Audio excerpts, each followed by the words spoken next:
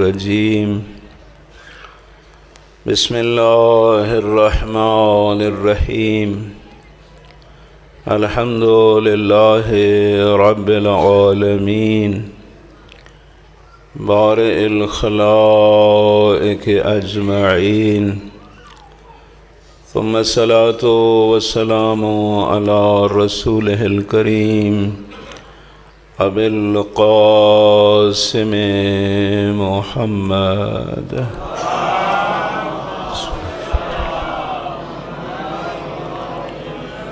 وعلى آله الطيبين الطاهرين المعصومين الذين قال الله تعالى في شانهم إنما يريد الله ليذهب عنكم الرجس أهل البيت ويطهركم تطهيرا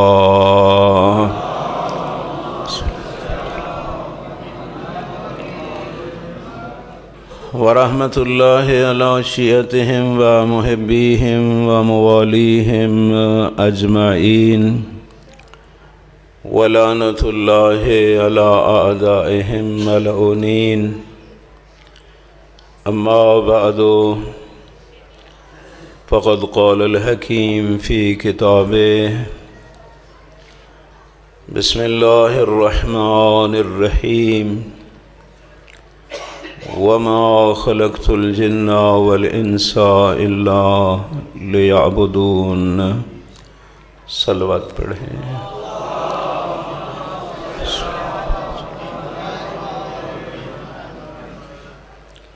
سامعین گرامی قدر، خداوند عالم نے جتنی مخلوق بھی خلق فرمائی ہے اس سب مخلوق میں انسان کو اشرف المخلوقات قرار دیا ہے۔ اس انسان سے بڑھ کے کوئی مخلوق ایسی نہیں کہ جس کے سر پہ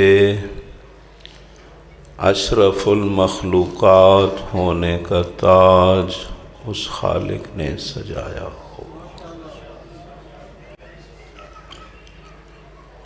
حتیٰ ملائکۃ اللہ جو عصمت قہریہ پہ فائز ہیں، ان کے بارے میں بھی جب معصوم سے پوچھا گیا تو معصوم نے فرمایا ملائکہ خدامنا و خدام محبینا، یہ فرشتے ہمارے بھی خادم ہیں اور ہمارے محبوں کے بھی خادم ہیں۔ بلکہ میں نے ایک روایت پڑھی، ڈاکٹر ناصر رفیعی حفظہ اللہ نے نقل کی کہ جب دو مومن آپس میں مسکرا کے ملتے ہیں تو اللہ کی ذات ان مومنوں کی مسکراہٹ سے فرشتے پیدا کرتی،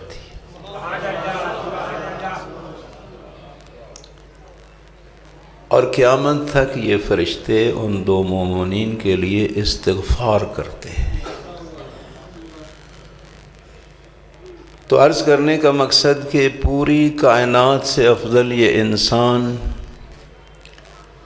اور اس کی فضیلت کو بیان کرنے کے لیے خدا نے ڈھیر ساری قسمیں کھائیں، والتین والزیتون وطور سینین وَهَٰذَا الْبَلَدِ الْأَمِينِ لَقَدْ خَلَقْنَا الْإِنسَانَ فِي أَحْسَنِ تَقْوِيمٍ،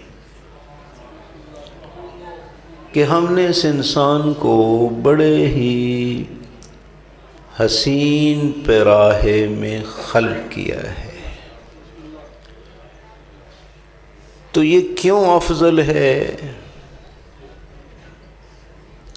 اس کی وجہ یہ ہے میرے بھائی، کسی چیز کی قیمت کا اندازہ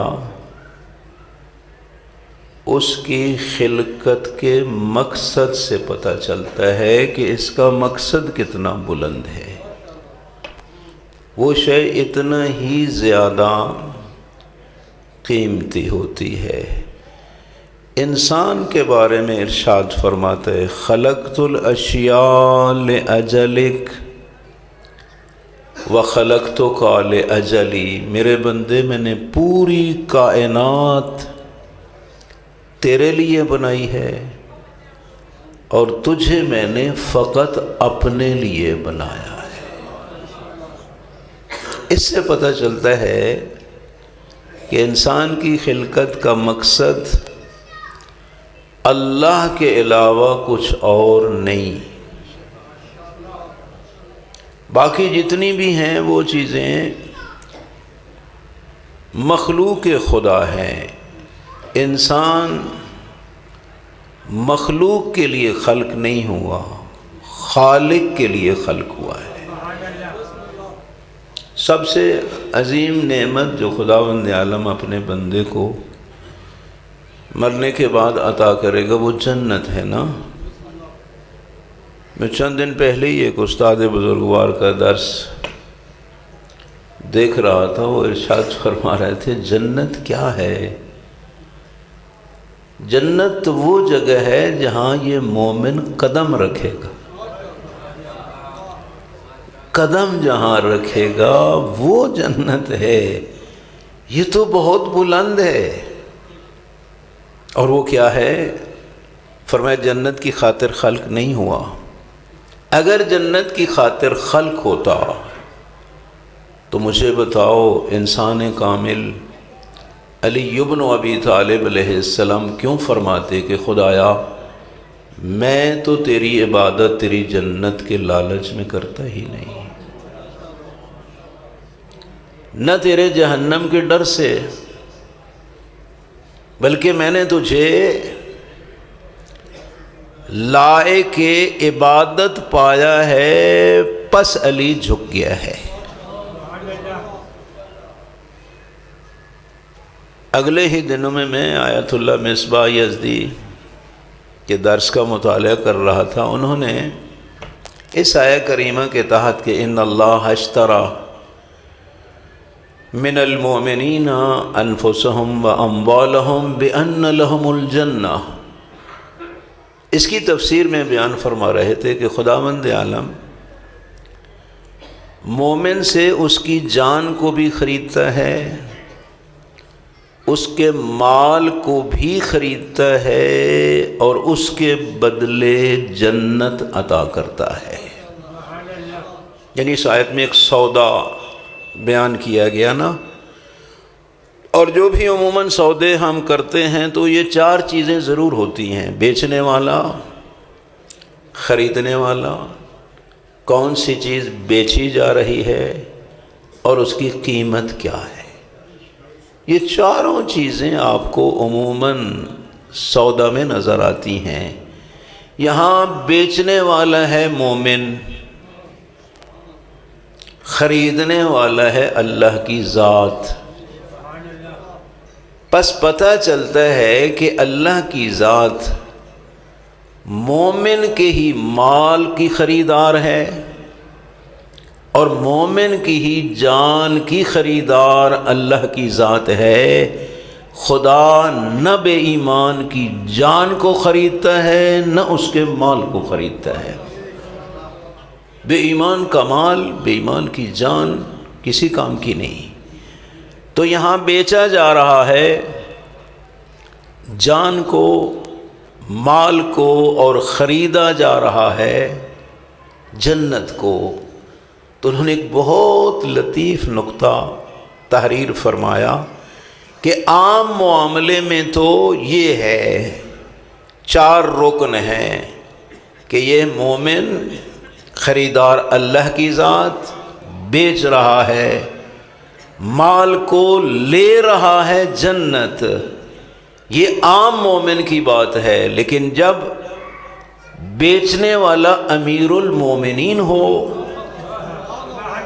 علی بن ابی طالب علیہ السلام جیسی ذات ہو، تو وہاں اس معاملے کے ارکان 4 نہیں رہتے، فقط 2 ہو جاتے ہیں، ایک بیچنے والا اور ایک خریدنے والا۔ یہاں جنت مال نہیں، اس ذات کی رضا سامنے ہے۔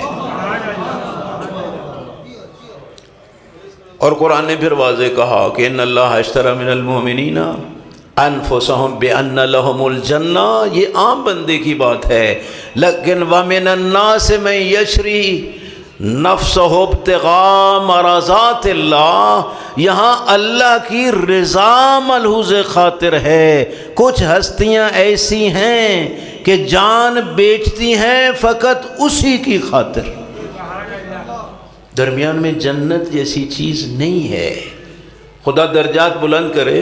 حضرت خمینی رحمۃ اللہ علیہ کے بڑے بڑے عظیم جملے ارشاد فرمایا کرتے تھے کہ یہ جنت والا مسئلہ ہم لالچی لوگوں کا ہے نا، اور ہماری لالچ کی حالت یہ ہے کہ جو ہمارا رویہ ہے تو شاید جنت اگر نہ ہوتی تو ہم شاید عبادت بھی نہ کرتے، اور جہنم کا ڈر نہ ہوتا تو شاید ہم اللہ کے قریب ہی نہ جاتے۔ یہ عام لوگوں کا معاملہ ہے، خاصان خدا کی جنت پہ تک نہیں پڑتی۔ بلکہ میں نے حدیث قدسی میں پڑھا ہے کہ میدان محشر میں قیامت والے دن ڈھیر سارے سال جب مومن یہ جنت میں چلے جائیں گے نا، تو حوران جنت شکایت کریں گی کہ خدایا تیری ذات نے ہمیں اس مومن کے لیے خلق نہیں کیا، کیوں نہیں؟ تم اسی کی خدمت کے لیے خلق کی ہے وہ۔ تو خدایا سینکڑوں سال گزر گئے، یہ تو ہماری طرف متوجہ تک نہیں۔ ارشاد فرمائے گا کس طرح تمہاری طرف متوجہ ہو، یہ تو میری طرف متوجہ ہے۔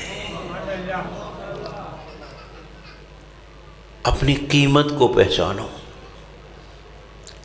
سب سے عظیم ہستی جو انسان ہے، تو خلقت الاشیاء لاجلک وخلقتک لاجلی، سب کچھ تمہارے لیے اور تم فقط میرے لیے، اس میں کسی غیر کو درمیان میں داخل نہیں کرنا میرے بھائیوں اور بزرگوں۔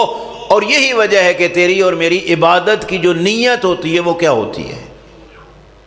اصلی رکعتین قربتاً الی اللہ، اصوم قربتاً الی اللہ، ازکی قربتاً الی اللہ، احج قربتاً الی اللہ۔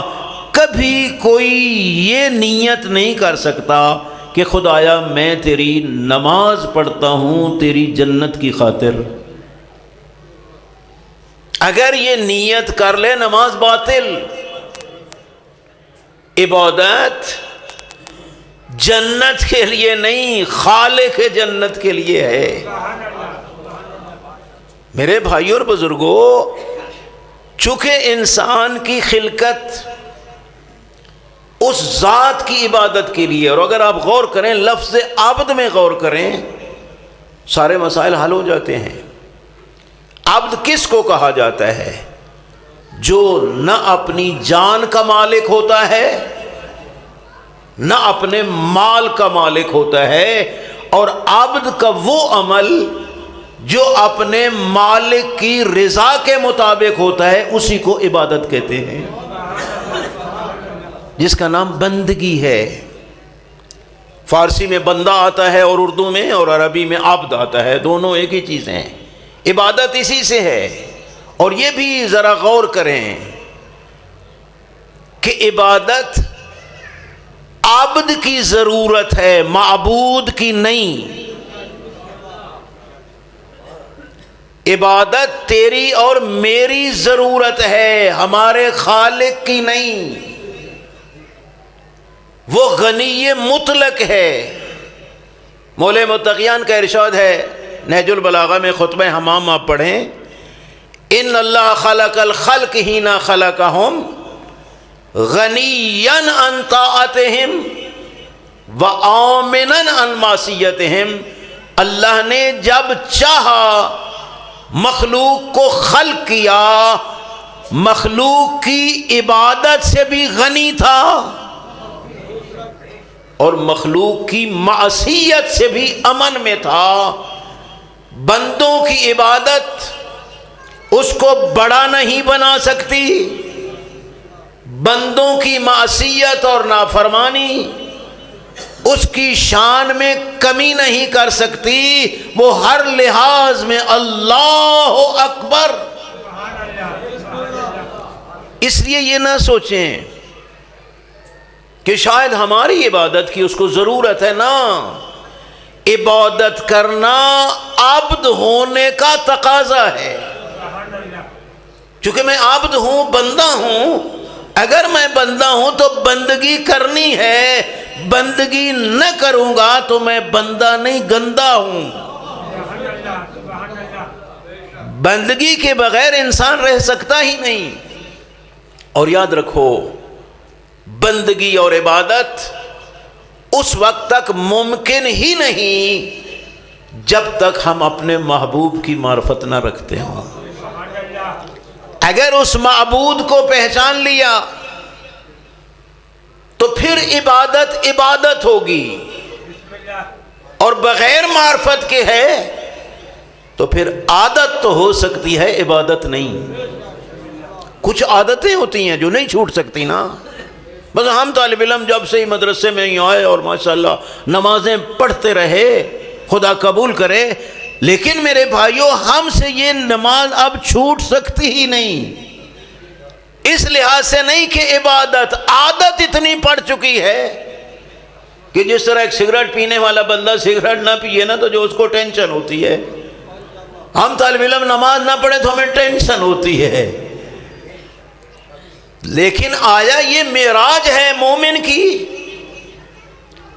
معراج مومن تو اس وقت قرار پائے گی جب معبود کی معرفت رکھتے ہوئے میں اللہ اکبر کہوں گا، اور اس کے لیے بڑی محنت کی ضرورت ہے، اور ادھر ادھر جانے کی ضرورت نہیں، دروازے اہل بیت پہ جانے کی ضرورت ہے۔ کیونکہ خداوند عالم کی ذات نے اپنی معرفت کے لیے جن ہستیوں کو انتخاب کیا ہے وہ محمد و آل محمد علیہ السلام ہیں۔ توحید کی معرفت حاصل کرنا ہے، معبود کی معرفت حاصل کرنا ہے میرے بھائی، تو انہی کے دروازے پہ جانا پڑے گا۔ اور یاد رکھو، جو اللہ کی معرفت حاصل کر لیتا ہے پھر اس کو کسی شے کی کوئی پرواہ نہیں ہوتی سوائے اس کی رضا کے۔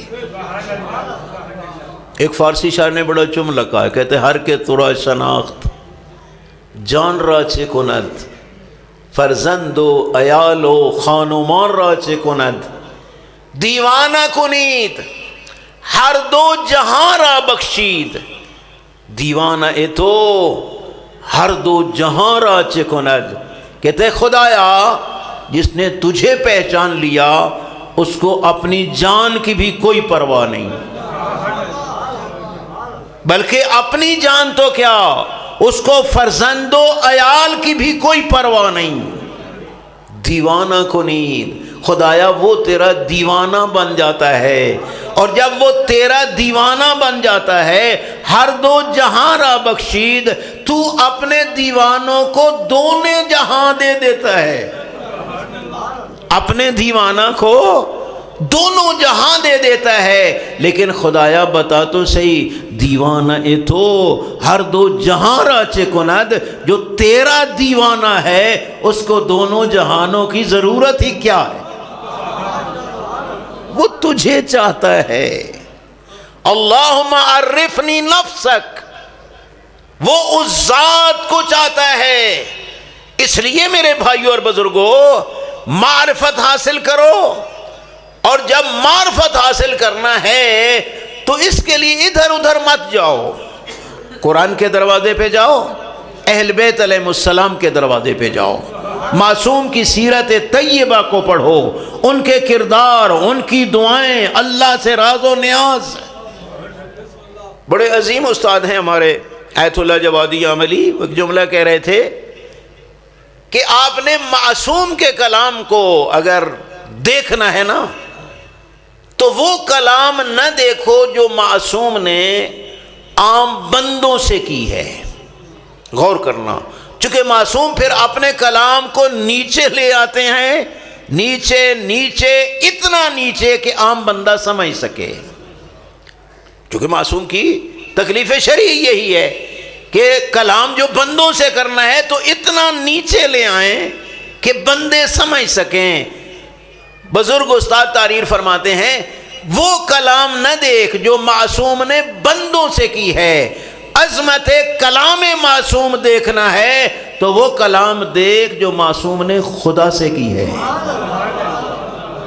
جس کو دعا سے تعبیر کیا جاتا ہے، پھر پتہ چلتا ہے کہ عظمت کلام معصوم کیا ہے۔ اس لیے میرے بھائیوں اور بزرگوں، عرض کرنے کا مقصد یہ ہے کہ عبادت میری ضرورت ہے، خالق کی نہیں۔ وہ غنی مطلق ہے، قرآن کی آیت ہے الم تری ان اللہ یسجد لہ من فی السماوات ومن فی الارض الشمس والقمر والنجوم والشجر والجبال۔ فرماتے ہیں کیا تمہیں نظر نہیں آتا اللہ کی ذات کو تو ہر وہ شے سجدہ کر رہی ہے جو زمینوں میں بھی ہے اور آسمانوں میں بھی ہے۔ یسجد لہ من فی السماوات ومن فی الارض، جو آسمانوں میں ہیں وہ بھی اللہ کو سجدہ کرتے ہیں، جو زمینوں میں ہیں وہ بھی اللہ کو سجدہ کرتے ہیں۔ پھر کچھ آسمان کی چیزوں کا ذکر کیا، الشمس والقمر والنجوم، اللہ کو سورج بھی سجدہ کرتا ہے، اللہ کو چاند بھی سجدہ کرتا ہے، اللہ کو ستارے بھی سجدہ کرتے ہیں۔ پھر زمین کی چیزوں کا تذکرہ کیا، والجبال والشجر، پہاڑ بھی اللہ کو سجدہ کرتے ہیں، درخت بھی اللہ کو سجدہ کرتے ہیں، والدواب، جو بھی زمین پہ چل رہا ہے وہ سارے اللہ کو سجدہ کرتے ہیں۔ النجم والشجر یسجدان، سورہ رحمان میں کیا ہے؟ والنجم والشجر یسجدان، نجم بھی سر بسجود ہے، شجر بھی سر بسجود ہے۔ اسے یہ نہ دیکھنا کہ وہ ہم عبادت کے لیے نہیں، ہر شے اس کو سجدہ کر رہی ہے۔ میرے بھائی اور بزرگوں، سورہ بنی اسرائیل میں یہ فرمایا کہ یسجد لہ من فی السماوات ومن فی الارض، زمین اور آسمان میں جو کچھ ہے وہ اللہ کو سجدہ کر رہا ہے، تم میں شعور ہی نہیں کہ ان کے سجدے کو سمجھ سکو۔ کل یعلم صلاتہ وتسبیحہ، ہر شے جو ہے وہ اپنی نماز کو بھی سمجھتی ہے، اپنی تسبیح کو بھی سمجھتی ہے، تم میں وہ شعور ہی نہیں کہ ان کی تسبیح اور نماز کو سمجھ سکو۔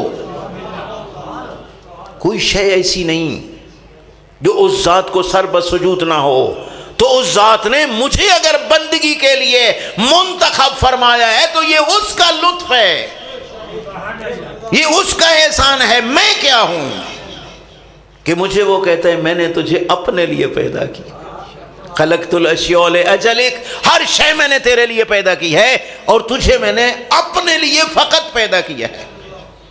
اور سب سے مشکل کام ہے کہ انسان اپنے اللہ کے لیے جیے اور اللہ کے لیے مرے، سب سے مشکل کام، سب سے مشکل۔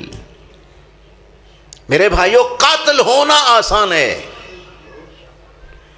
لیکن اول سے لے کر آخر تک، آغاز سے لے کر انجام تک سارا کام ہی خدا کے لیے ہو، یہ مشکل ہے۔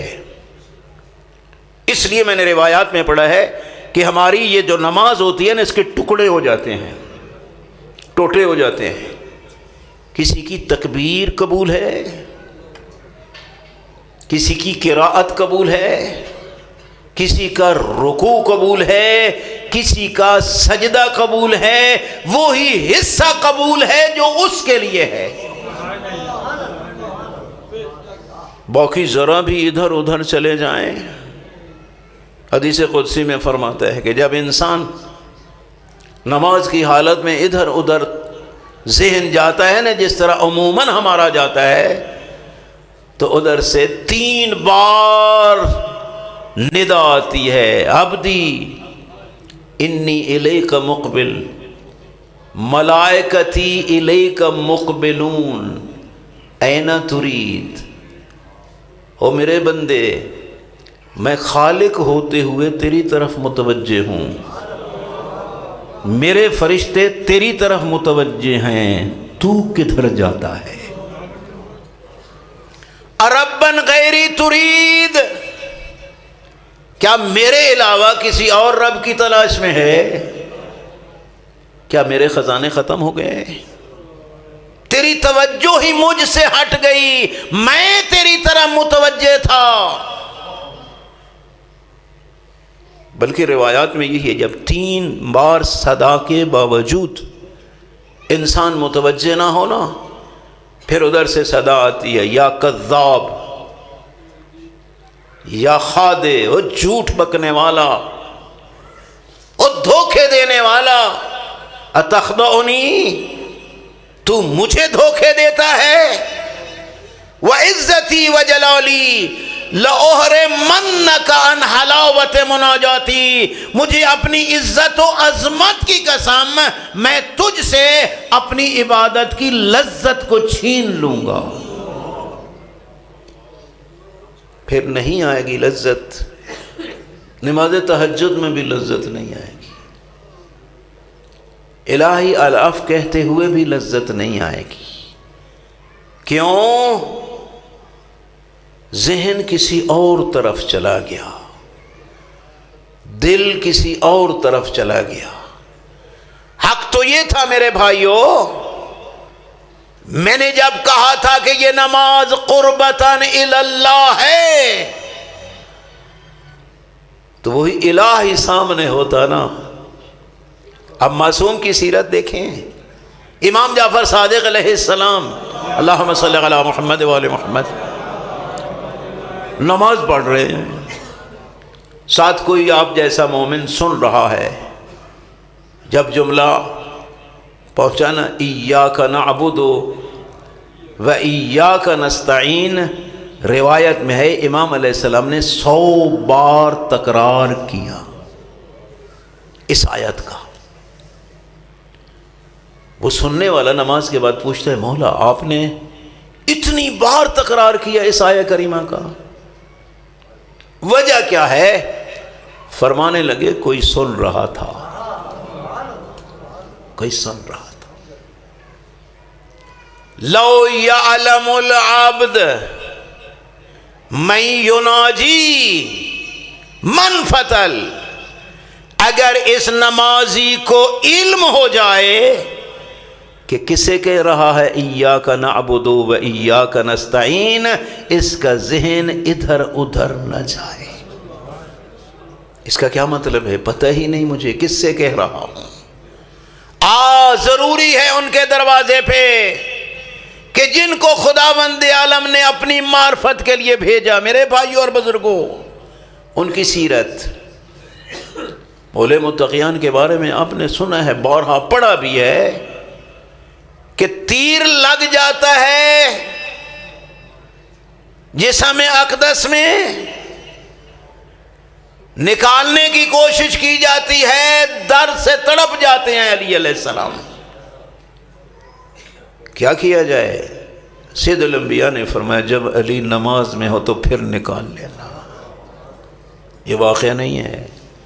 اب امیر المومنین نماز میں جاتے ہیں تو تیر آسانی سے نکال لیا جاتا ہے۔ ظاہر ہے میرے بھائی، جو اس ذات سے مناجات کرتے ہیں نا، پھر ان کے ذہن ادھر ادھر نہیں جاتے۔ اس لیے ضروری ہے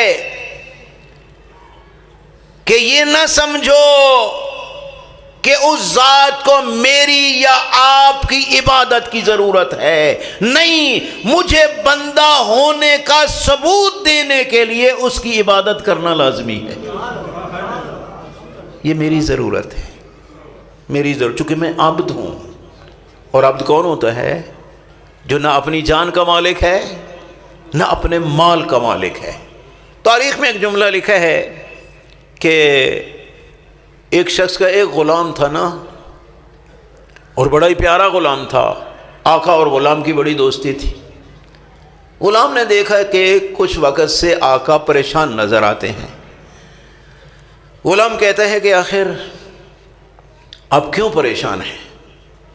کہا بس ہوں نا پریشان۔ کہا بتاؤ تو صحیح نا۔ کہا نہیں، تیرے پاس جب حل کوئی نہیں تو میں کیوں بتاؤں؟ کہا نہ بھی حل ہو تو بتانے میں تو حرج نہیں ہے۔ کہا بھائی مسئلہ یہ ہے کہ میرے اوپر قرض ڈھیر سارا ہے اور ادائیگی کا کوئی ذریعہ نہیں۔ غلام کہتے ہیں سبحان اللہ، یہ تو کوئی مسئلہ نہیں ہے، مجھے بیچ دے، اپنا قرض ادا کر لے۔ کہتے بندے خدا تیری قیمت بھی اتنی نہیں، اگر تجھے بیچ بھی دوں پھر بھی قرض ادا نہیں ہوگا۔ فرض کرو 10 لاکھ قرض ہے، تیری قیمت 1 لاکھ ہے، بیچوں بھی تو وہ قرض ادا نہیں ہوتا۔ کہتے کوئی حرج نہیں، جتنا تیرا قرض ہے اتنی قیمت مانگ لے۔ توجہ کرنا، 10 لاکھ ہے نا تیرا قرض، مارکیٹ میں غلام کی 1 لاکھ قیمت ہے، تو 10 لاکھ ہی مانگنا، کوئی خرید لے گا۔ لیکن جب تو پہلے اعلان کرے گا نا تو لوگ کہیں گے بے وقوف ہے کہ لاکھ کا غلام قیمت 10 لاکھ۔ وہ پوچھیں گے کہ بتا کہ اس غلام میں خصوصیت کون سی ہے؟ تو کہہ دینا آداب غلامی کو خوب جانتا ہے۔ اللہ اکبر۔ چنانچہ اسی رائے پہ چلا، غلام برائے فروخت لے گیا بازار میں، قیمت 10 لاکھ۔ لوگ مسکرا کے ادھر ادھر چلے جائیں۔ ایک دانا آدمی آیا، اس نے پوچھا بتا قیمت؟ کہا 10 لاکھ۔ کہا اتنی زیادہ قیمت کیوں مانگی؟ کہا آداب غلامی کو خوب جانتا ہے۔ کہا اگر آداب غلامی کو جانتا ہے تو 10 لاکھ بھی تھوڑے، میں خریدنے کے لیے تیار ہوں، لیکن شرط امتحان ہے، میں ٹیسٹ کروں گا، اگر واقعاً آداب غلامی کو جانتا ہوا تو میں 10 لاکھ میں خرید لوں گا۔ کہا ٹھیک ہے۔ معاملہ ہو گیا، اس نے غلام کو پکڑا، وہیں مارنا شروع کیا، مار رہا ہے مار رہا ہے مار رہا ہے۔ جتنا وہ مار رہا ہے غلام مطمئن ہے، سی بھی نہیں کرتا۔ وہ نیا مالک پوچھتا ہے تجھے تکلیف نہیں ہو رہی، درد نہیں ہو رہا؟ کہا ہو رہا ہے۔ کہا پھر روتا کیوں نہیں؟ کہا کیوں روں، درد دیا جو میرے مالک نے ہے۔ اس لیے میرے بھائیوں اور بزرگوں، اگر انسان اپنے آپ کو عابد سمجھ لینا اور اس ذات کو اپنا مالک حقیقی سمجھ لے، پھر دنیا کی ٹینشن نہیں رہتی، انسان اسی میں لذتیں لیتا ہے۔ اس لیے خاصان خدا کو کوئی ٹینشن نہیں ہوتی، ذرا پریشانی بھی نہیں ہوتی۔ اس لیے اگر میں بن جاؤں بندہ، بندگی کرتے کرتے زندگی گزر جائے، تو پھر وہ خود کہتا ہے یا ایتھا النفس المطمئنہ ارجعی الی ربک راضیۃ مرضیہ، اے نفس مطمئنہ اب دنیا کو چھوڑ دینا، آ جا میرے پاس۔ یہ وہی خاصان خدا ہوتے ہیں میرے بھائی، لیکن عرض کیا ہے کہ شرط معرفت ہے۔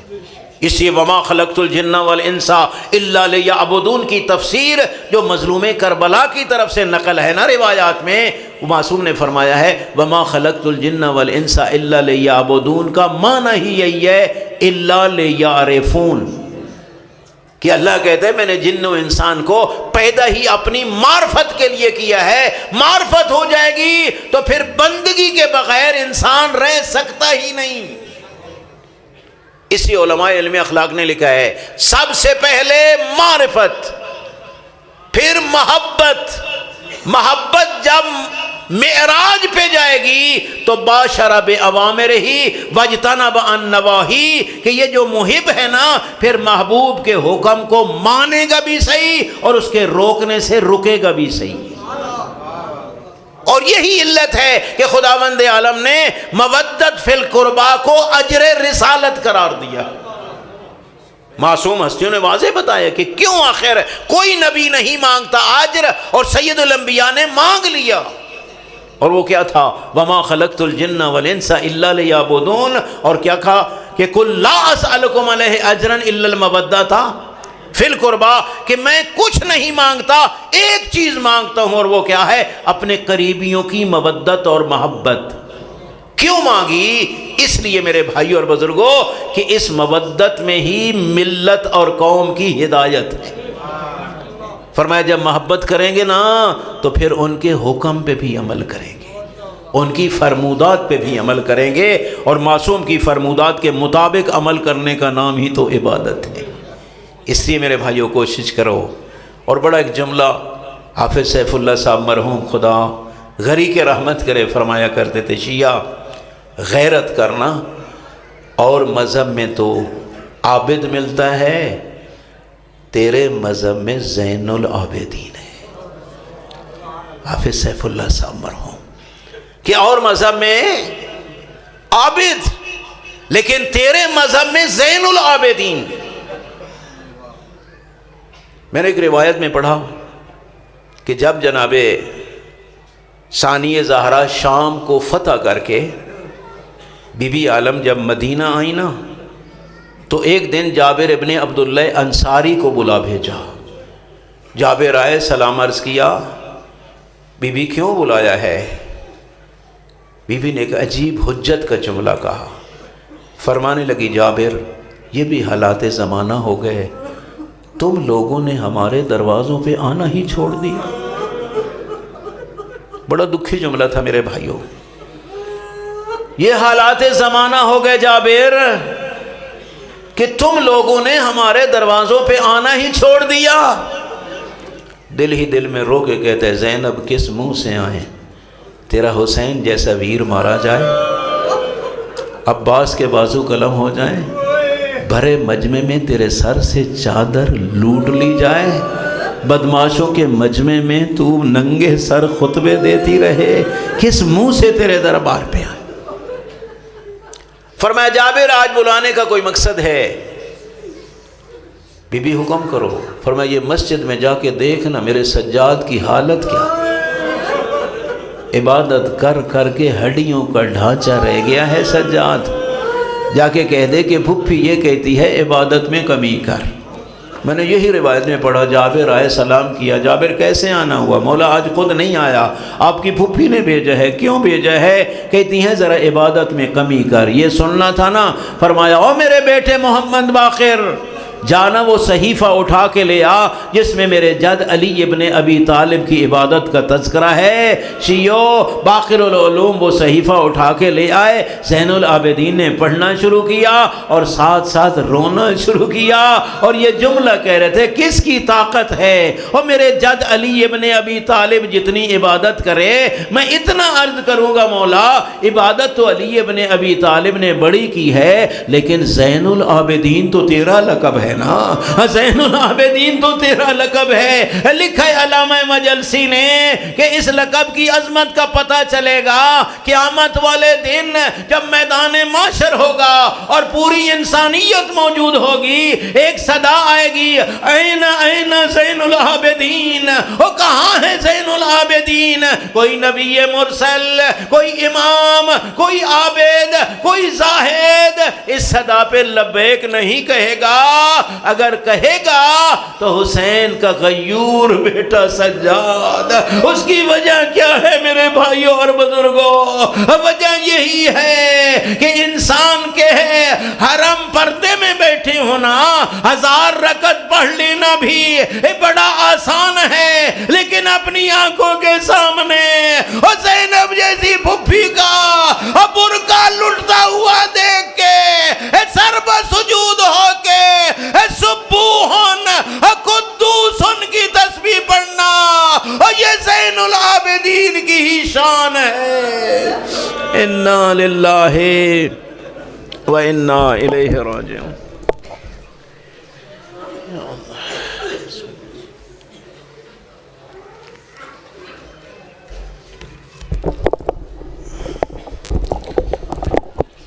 مومنین تشریف رکھیں.